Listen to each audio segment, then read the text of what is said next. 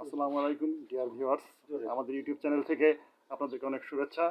আজ আমি আপনাদেরকে রক্তে উচ্চ কোলেস্টেরলের মাত্রা এবং এর প্রতিকার নিয়ে কিছু আলোচনা করতে চাই। রক্তে কোলেস্টেরল কী জিনিস?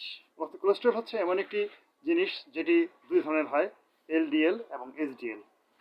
এবং এটি হচ্ছে মোম জাতীয় কিছু চর্বি মতো পদার্থ যা ধমনীতে জমে আমাদের রক্ত প্রবাহকে বাধাগ্রস্ত করে।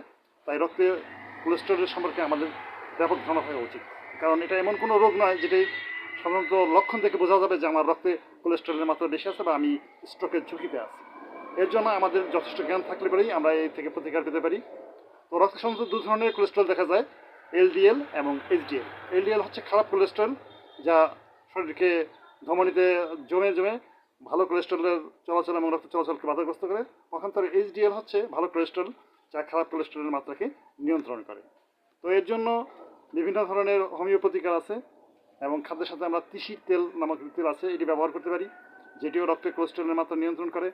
এছাড়া ক্যালসিয়াম কার্বনিকা এই ওষুধটিও ব্যবহৃত হয় মধ্যবয়সী এবং শিশুদের জন্য। লক্ষণ ভেদে আরও বিভিন্ন ধরনের ওষুধ আছে, সেক্ষেত্রে আপনারা আমাদের সাথে যোগাযোগ করতে পারেন। আমাদের যোগাযোগের ঠিকানা হচ্ছে বসুপাড়া এতিমখানার মোড়।